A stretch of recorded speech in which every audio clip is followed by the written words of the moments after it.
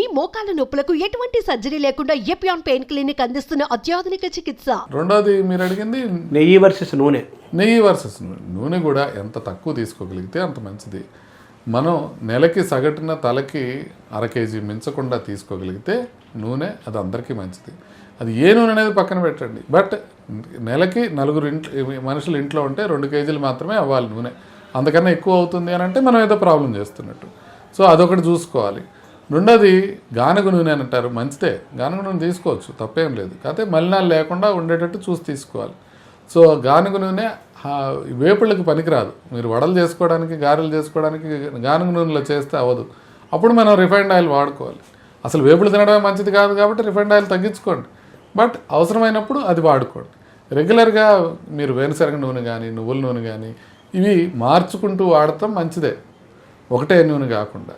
ఆవకాయ అన్నం గురించి. ఆవకాయ అన్నానికి మామూలుగా అన్నం తింటే మనకి దానికి ఎస్పెషల్లీ పాలిష్డ్ రైస్తో మనం అన్నం తిన్నప్పుడు షుగరు ఒక్కసారిగా పెరుగుతుంది. సో అందుకే రైస్ అనేది మనకి అంత పాలిష్డ్ రైస్ అనేది క్విక్గా మనకి పెరిగిపోతుంది షుగర్. అందుకని దాని గ్లైసిమిక్ ఇండెక్స్ అంటారు. గ్లైసిమిక్ ఇండెక్స్ ఎక్కువ ఉందంటే షుగర్ని ఎక్కువగా తొందరగా పెంచుతుంది అని, గ్లైసిమిక్ ఇండెక్స్ తక్కువ ఉందనంటే తొందరగా పెరగట్లేదని. తొందరగా పెరిగితే ప్రమాదం, ఎందుకంటే తొందరగా పెరిగితే ఇన్సులిన్ పెరుగుతుంది కాబట్టి. అందుకని తొందరగా పెరగకుండా ఉండే ఆహారం మంచిది. మామూలుగా వైట్ రైస్తో తొందరగా పెరుగుతుంది కాబట్టి వైట్ రైస్ని తొందరగా పెరగకుండా చేసేవి ఏంటంటే, దాంట్లో మీరు ఏదైనా పప్పు కలుపుకున్నారనుకోండి తొందరగా పెరగదు, దాంట్లో ఆవకాయ అన్నం కలుపుకున్నారనుకోండి తొందరగా పెరగదు. అంతేగాని ఆవకాయ మంచిదని కాదు, ఆవకాయలో ఉండేది ఉప్పు, కారం, నూనె ఎక్కువ ఉంటుంది, అదే మంచిదని కాదు. కాకపోతే అన్నంతో పెరిగినంత ఫాస్ట్గా ఆవకాయ అన్నంతో పెరగదు, అంతవరకే తప్ప ఆవకాయ అన్నం గొప్పదనేది ఏమీ కాదు. దాని లెవెల్స్ని కంట్రోల్ చేయడం కోసం ఒక చిన్న దాని ఏమంటారు స్పీడో, దానికన్నా మీరు బ్రౌన్ రైస్ తింటే ఇంకా మంచిది. ఇప్పుడు మీరు అంటే లేకపోతే చిరుధాన్యాలు తింటే ఇంకా మంచిది, మీకు తొందరగా పెరగదు.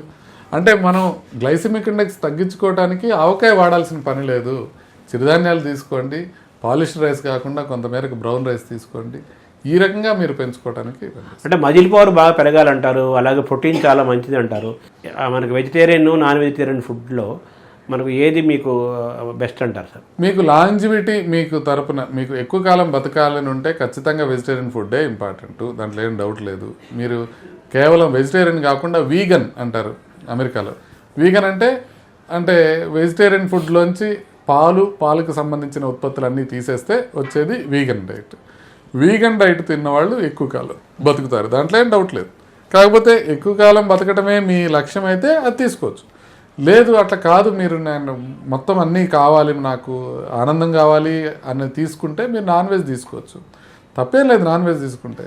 కాకపోతే నాన్ వెజ్ తీసుకునే వాళ్ళకన్నా వీగన్స్ ఎక్కువ కాలం బతుకుతారు, అంతవరకైతే ఉంది క్లియర్గా. ఎక్కువ కాలం అంటే మందులు వేసుకొని ఎక్కువ కాలం కాకుండా ఆనందంతో పాటు ఆరోగ్యము, ఆనందము, మందులు వాడకుండా హెల్తీగా ఎక్కువ కాలం గడపటమే కదా గడపటం అంటే. అవునండి, అవును, ఖచ్చితంగా మీరు హెల్తీగా ఎక్కువ కాలం బతకటమే కావాలి. హెల్తీగా ఉండటంలో మీకు హుషారుగా ఉండాలి, మీకు హ్యాపీనెస్ ఉండాలి, మెంటల్ హ్యాపీనెస్ కూడా ఉండాలి. ఇప్పుడు చిన్నప్పటి నుంచి వెజిటేరియన్ తినేవాడిని నాన్ వెజ్ తినమనడం పొరపాటు. అదే చిన్నప్పటి నుంచి నాన్ వెజ్కి అలవాటు పడినవాడిని నువ్వు వెజిటేరియన్తోనే తింటే నువ్వు ఎక్కువ కాలం బతుకుంటావంటే వాడికి ఎక్కువ కాలం బతుకునే కన్నా చికెన్ తినడం ఇష్టం వాడికి. సో అందుకని ఎవరి ప్రవృత్తికి వాళ్ళు వదిలేసేయాలి. ఇప్పుడు కరోనా గురించి మళ్ళీ వార్తలు వస్తున్నాయి, కరోనా విజృంభిస్తుంది, కరోనా కేసులు పెరుగుతున్నాయని, మరణాలు సంభవిస్తున్నాయని అంటున్నారు. సో ఇప్పుడు వస్తున్న ఈ కరోనాని మీరు ఎలా చూస్తున్నారు సార్? అంటే కరోనా అనే కేసులు అయితే పెరుగుతున్నాయి, మనకి మరణాలు కూడా 30 మరణాలు వచ్చినాయి ఇండియాలో ఇప్పుడు దాకా అని చెప్పడం జరిగింది. అయితే ఎవరిలో పరీక్ష చేస్తున్నాం అనే దాన్ని బట్టి మరణాల సంఖ్యను మనం లెక్కేసుకోవాలి. ఇప్పుడు ఫర్ ఎగ్జాంపుల్ ఇప్పుడు ఒక మన శరత్ సిటీ మాల్ కానీ లేకపోతే ఫోరం మాల్కి కానీ వచ్చిన వాళ్ళందరికీ మనం కోవిడ్ టెస్టులు చేసామనుకోండి, లెటెస్ట్ సే 1,00,000 మందికి చేసామనుకోండి, ఒక 500 మందికి పాజిటివ్ వచ్చింది అనుకోండి. 500 మందిలో ఒక్కడు కూడా చనిపోడు, శుభ్రంగా ఉంటారు. కానీ ఇక్కడ టెస్ట్ చేస్తుంది అట్లా 1,00,000 మందికి కాదు. ఇప్పుడు ఇండియాలో మనకి టెస్టులు ఎక్కడ చదువుతున్నా అంటే మన హాస్పిటల్లో పైన ఐసీయూ ఉంటుంది, 3rd ఫ్లోర్లో ఐసీయూలో, అన్ని హాస్పిటల్స్లో ఐసీయూలో ఉన్న పేషెంట్లు, బాగా సిగ్గా ఉన్న పేషెంట్లు, వాళ్ళకి అందరికీ చేస్తున్నారు. వాళ్ళకి పరీక్ష చేసినప్పుడు వాళ్ళలో కొంతమంది చనిపోతారు కదా, అట్లా ఈ 30 మంది చనిపోవడం జరిగింది. అంతే తప్ప కోవిడ్ న్యూమోనియా వచ్చి చచ్చిపోవట్లా.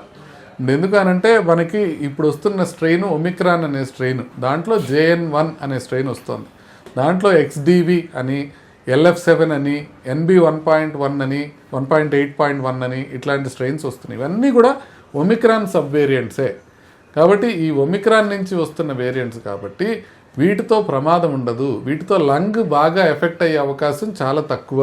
అంతేగాని మిగతా జలుబు, దగ్గు ఇట్లాంటివన్నీ ఉండొచ్చు. ఊపిరితిత్తులు మనకి తెల్లగా అయిపోయాయి ఇంతకుముందు, అలాంటి ప్రాబ్లమ్స్ ఒమిక్రాన్తో తక్కువ వస్తున్నాయి. అందుకని భయపడాల్సిన అవసరం లేదు. కాకపోతే ముందు జాగ్రత్తగా పెద్దవాళ్ళు ఎవరైతే వేరే వేరే జబ్బులు ఉన్నారో, వాళ్ళు జలుబు చేసినా కూడా ప్రాబ్లం అయ్యే అవకాశం ఉంటుంది. వాళ్ళు కొంచెం జాగ్రత్తగా ఉండి కొంచెం కొన్ని రోజులు జాగ్రత్తగా ఉంటే నెక్స్ట్ నేను మొన్నే అనుకున్నాను ఈ పాటికి తగ్గిపోయి ఉండాలి ఈ వేవ్ అనేది. మనం నెంబర్స్ చేసుకునే కొద్దీ నెక్స్ట్ 10-15 రోజుల్లో ఇది పూర్తిగా పోయే అవకాశం ఉంటుంది. భయపడాల్సిన అవసరం ఏమీ లేదు దీని గురించి. సో వ్యాక్సిన్ గతంలో మనం వ్యాక్సిన్లు తీసుకున్నాం కదా సార్, వాటి తాలూకు ఇమ్యూనిటీ లోపల ఉంటుందా, వెళ్ళిపోయింది అంటారు? ఇమ్యూనిటీ చాలా వరకు తగ్గిపోయి ఉంటుంది. మనం తీసుకుంది కూడా ఆల్ఫా వేరియంట్కి వ్యతిరేకంగా తీసుకున్నాం. తర్వాత డెల్టా వచ్చింది, డెల్టాకి వ్యతిరేకంగా కూడా అది పనిచేసింది. ఒమిక్రాన్కి వ్యతిరేకంగా అది సీరియస్ కాకుండా పనిచేస్తుంది. అయితే ఒమిక్రాన్తోనే సీరియస్ అవ్వట్లా, ఇంక మరి సీరియస్ కాకుండా పనిచేసేదే ఉంది. అందుకని బూస్టర్స్ అవి అవసరం లేదు. కానీ ప్రస్తుతానికి మాత్రం కొంత జాగ్రత్తలు తీసుకొని గవర్నమెంట్ జాగ్రత్తగా మానిటర్ చేస్తూ, ఒకవేళ కొత్త వేరియంట్ ఏమైనా డెవలప్ అవుతుందేమో అనేది వాళ్ళు జాగ్రత్తగా చూడాలి. ఎందుకంటే కొత్త వేరియంట్ డెవలప్ అయితే ఇదంతా మారిపోతుంది, మళ్ళీ సడన్గా మనం భయపడాల్సిన అవసరం వస్తుంది. Thank you. నమస్తే.